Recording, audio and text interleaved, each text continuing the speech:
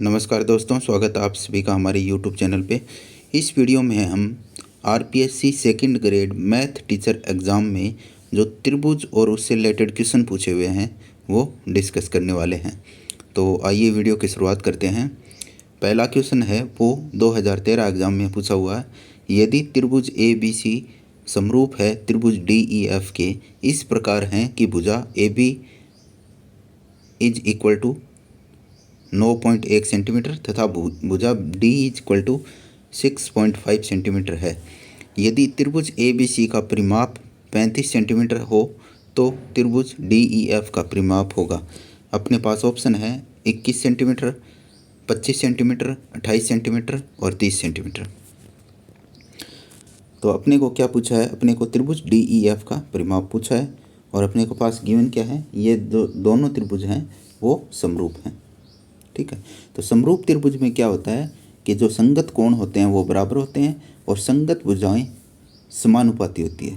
ठीक है, यानी यहाँ पे अगर हम बात करें दो त्रिभुज ए बी सी और डी ई एफ की, अगर ये समरूप हैं तो इसका मतलब क्या हुआ?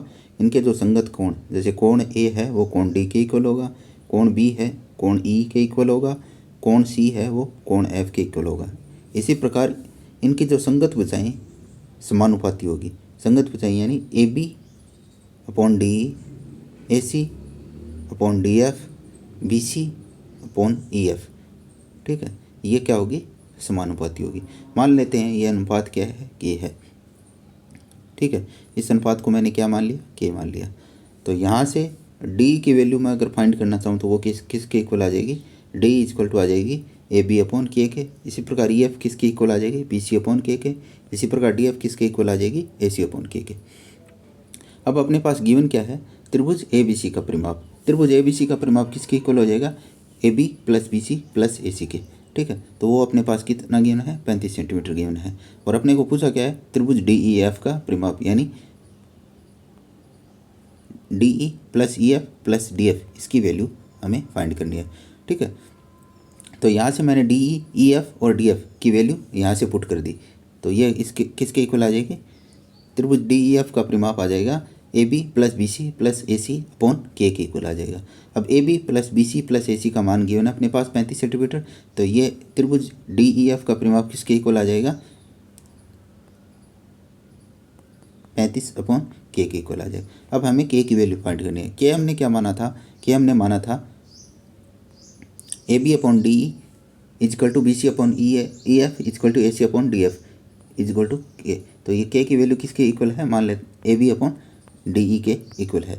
ए बी की अपने पास लंबाई गिवन है 9.1 सेंटीमीटर और डी ई की लंबाई गिवन है 6.5 सेंटीमीटर। तो के की वैल्यू क्या आ जाएगी? के की वैल्यू आ गई A B upon D E. A B की वैल्यू 9.1 और डी ई की वैल्यू 6.5। तो ये इसको जब हम 1.3 से काटेंगे तो ये आ जाएगा 7/5। ठीक है, तो के की वैल्यू पता चल गई। तो इसमें हम जो 35 अपॉन के आया था इसमें के की वैल्यू पुट कर देंगे, तो अपने पास इसको फर्दर सोल्व करेंगे तो ये आ जाएगा 25 सेंटीमीटर आ जाएगा। तो त्रिभुज डी ई एफ का परिमाप क्या हो जाएगा? 25 सेंटीमीटर हो जाएगा। अब अपने को एक नोट है, समरूप त्रिभुजों में क्या होता है कि A B upon D equal to B C upon E F equal to A C upon D F equal to P1 upon P2। अगर अपने पास दो समरूप त्रिभुज ए बी सी और डी ई एफ गिवन है तो उसके में जो संगत भुजाएं हैं वो समानुपाती होती है, साथ ही इनके परिमाप भी है वो संगत भुजाओं का जो अनुपात होगा उसके इक्वल होगा। अगला क्वेश्चन है 1 रेडियन बराबर है। अपने पास ऑप्शन है 2/पाई डिग्री, सेकंड ऑप्शन है एक समकोण का 2/पाई डिग्री, थर्ड ऑप्शन है 4 समकोण का 1/4 पाई डिग्री और फोर्थ ऑप्शन है पाई अपॉन 180 डिग्री। ठीक है, तो हम जानते हैं कि जो पाई रेडियन होता है वो 180 डिग्री के इक्वल होता है। पाई रेडियन किसके इक्वल होता है? 180 डिग्री के इक्वल होता है। तो यहाँ से 1 रेडियन की बात करें तो वो कितना आ जाएगा? 180 डिग्री अपॉन पाई। अब मैं 180 डिग्री को लिख सकता हूँ 2 गुणा 90 डिग्री। ठीक है, तो ये मैंने 180 डिग्री को लिख दिया 2 गुणा 90 डिग्री अपॉन पाई है। ठीक है, अब 90 डिग्री क्या है? एक समकोण है, तो ये क्या हो गया? समकोण इंटू 2/पाई। Pi degree. तो ये क्या हो गया, एक समकोण का 2/पाई डिग्री। तो अपने पास ऑप्शन क्या आ जाएगा, 2 है, वो करेक्ट हो जाएगा। अगला क्वेश्चन है, दिए गए चित्र में यदि AC बराबर BD, ये अपने पास एक डायग्राम गिवन है जिसमें AC इक्वल है BD के, तब फर्स्ट ऑप्शन है AB बराबर BC, सेकंड ऑप्शन है AC बराबर CD, थर्ड ऑप्शन है AB बराबर CD और फोर्थ ऑप्शन है BC बराबर CD। तो हमें ये फाइंड करना है कि कौन सा ऑप्शन सही है। अपने पास गिवन क्या है, AC बराबर BD के। क्या गिवन है, AC बराबर BD के। AC को मैं लिख सकता हूँ AB प्लस BC, क्योंकि ये AC है, AC में ये इतनी जो यहाँ तक लेंथ है वो AB के इक्वल है और यहाँ से यहाँ तक लेंथ है वो BC के इक्वल है। तो AC को मैं लिख सकता हूँ AB प्लस BC। इसी प्रकार BD को मैं लिख सकता हूँ BC प्लस CD। अब देखिए, इन जो इक्वल का साइन है उसके दोनों साइड में BC है, तो ये आपस में कैंसिल हो जाएंगे। तो अपने पास क्या आ गया, AB इक्वल टू CD। ठीक है, तो ये अपने पास क्या आ गया, AB इक्वल टू CD। तो जो थर्ड ऑप्शन है वो करेक्ट हो जाएगा। दिए गए चित्र में अगला क्वेश्चन है, दिए गए चित्र में ABCDEF समांतर हैं और GHKL समांतर हैं, तो थीटा का मान होगा। ऑप्शन है 85 डिग्री, 145 डिग्री, 120 डिग्री, 155 डिग्री। तो ये अपने को क्या गिवन है, ये जो तीनों रेखाएं हैं या ये जो तीनों रेखाएं ये समांतर हैं, इसी प्रकार ये जो दो रेखाएं ये समांतर हैं। तो अपने को थीटा का मान पता करना है। अब थीटा है क्या वो देख लेते हैं। थीटा है जी ABCDDF, ये तीनों समांतर रेखाएं होगी। इसी प्रकार GH ये लाइन है, GH कौन सी है, ये यहाँ तक लाइन है, और KL ये लाइन है, KL दिखा देता हूँ मैं, KL ये लाइन है, ये लाइन आपस में समांतर है। ठीक है, थीटा कौन सा है, थीटा ये है, यानी ये यहाँ से यहाँ तक ये जो कोण बन रहा है ये थीटा है। ठीक है, अपने पास गिवन क्या है, ये कोण दे रखा है अपने को 60 डिग्री। इसी प्रकार ये जो कोण दे रखा है वो 25 डिग्री दे रखा है। ठीक है, तो अपने को इसकी वैल्यू फाइंड करनी है। इसकी वैल्यू फाइंड करने के लिए हम क्या करेंगे कि देखिए,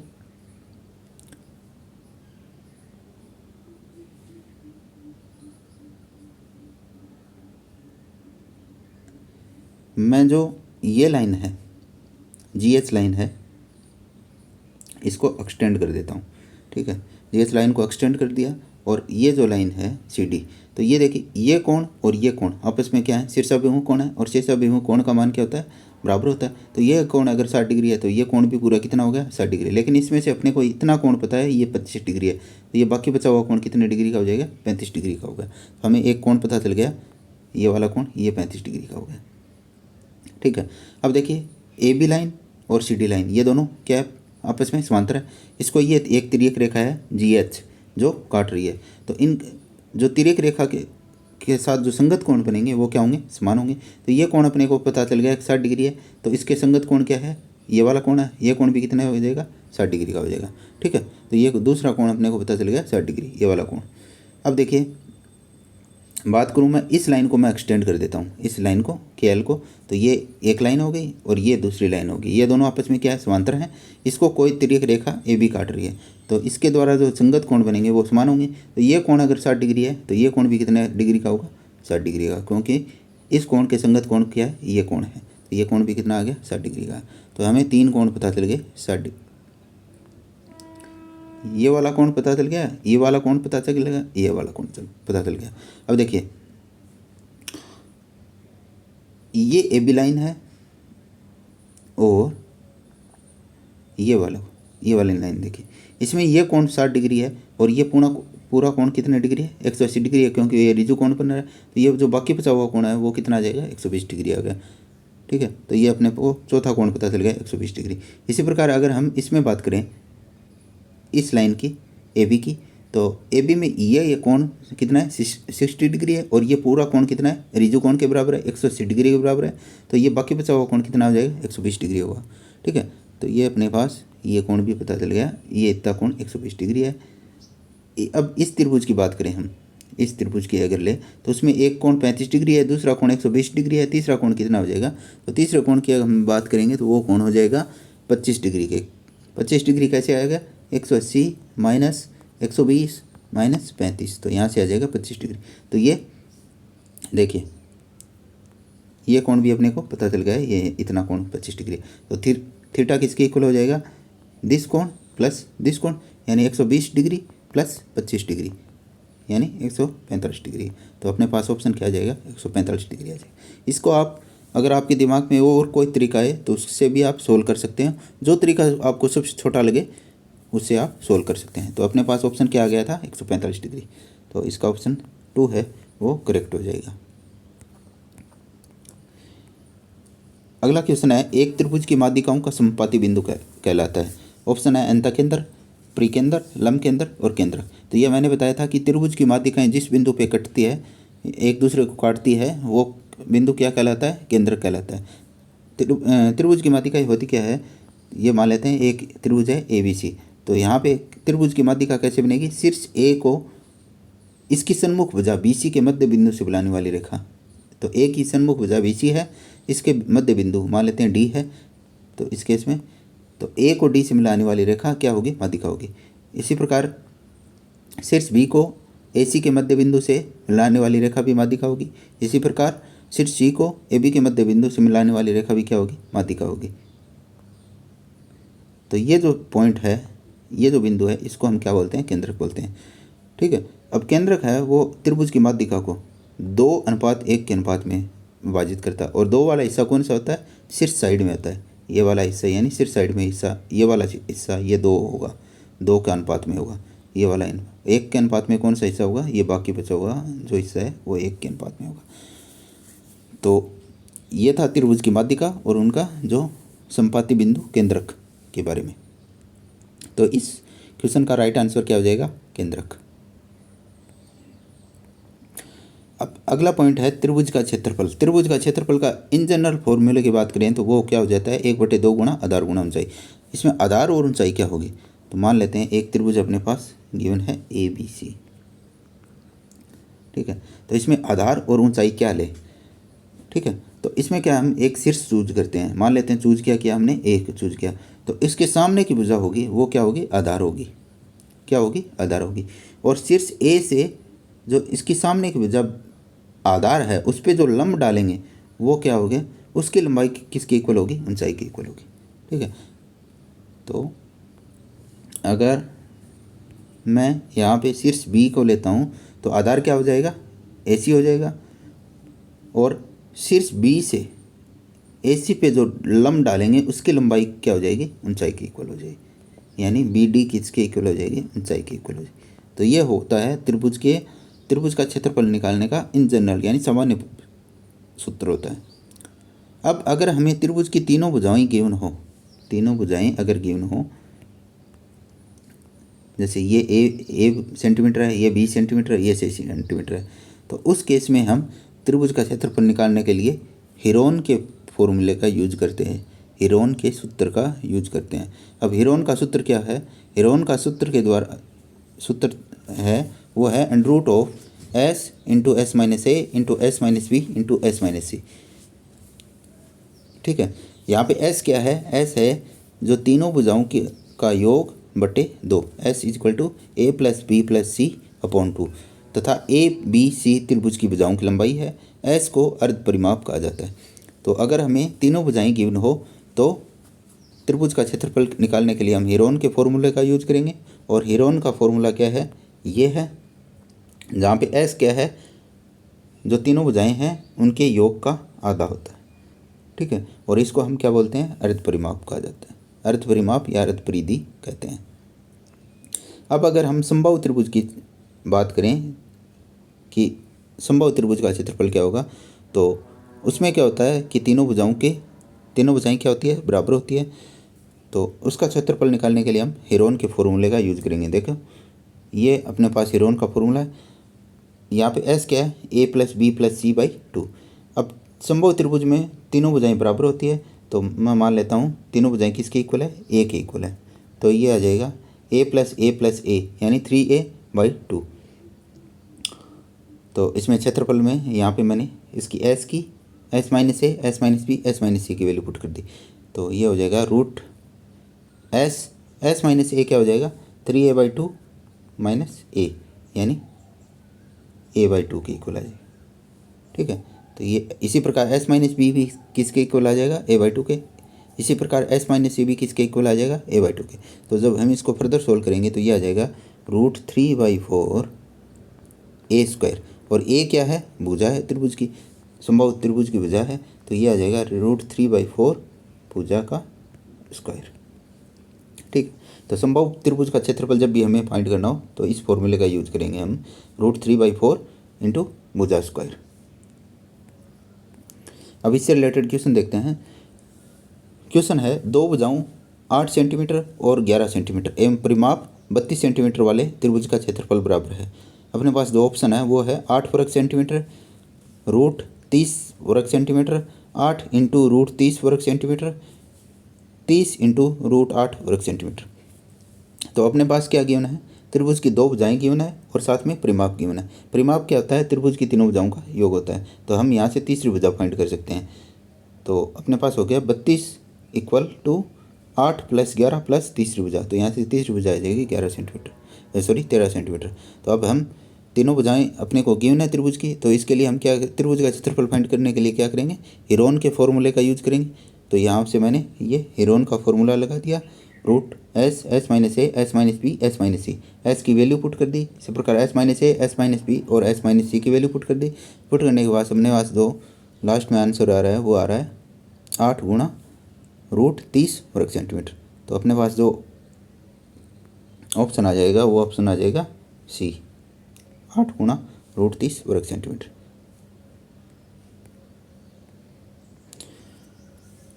अगला क्वेश्चन है, यदि समद्विबाहु समकोण त्रिभुज का क्षेत्रफल 8 वर्ग सेंटीमीटर है तो इसका परिमाप बराबर है। फर्स्ट ऑप्शन है 8 + √2 सेंटीमीटर, सेकंड ऑप्शन है 8 + 4 √2 सेंटीमीटर, थर्ड ऑप्शन है 4 + 8 √2 सेंटीमीटर और फोर्थ ऑप्शन है 8 - 4 √2 सेंटीमीटर। तो यहाँ पे अपने पास क्या गिवन है, समद्विबाहु समकोण त्रिभुज है और उसका क्षेत्रफल गिवन है।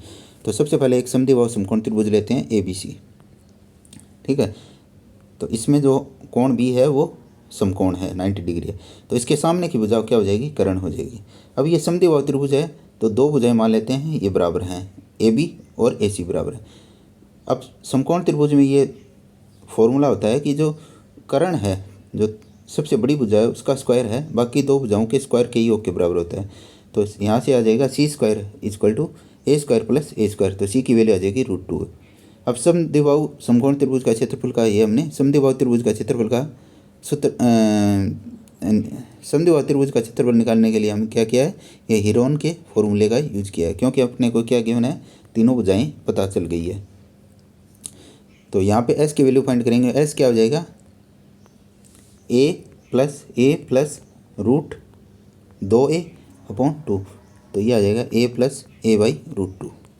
ठीक है, तो ये आ गई S की वैल्यू। तो इस फॉर्मूले में S की वैल्यू पुट कर देंगे। इसी प्रकार S minus A, S minus B और S माइनस सी की वैल्यू पुट कर देंगे। तो यहाँ से अपने पास लास्ट में आ जाएगा, ये आ जाएगा A²/2। तो क्षेत्रफल क्या आ गया, A²/2। और अपने को गिवन क्या है, क्षेत्रफल गिवन क्या है, 8 सेंटीमीटर। तो A²/2 किसके इक्वल हो जाएगा, 8 सेंटीमीटर के। तो यहाँ से A की वैल्यू पता चल जाएगी, वो किसके इक्वल आ जाएगी, 4 सेंटीमीटर के।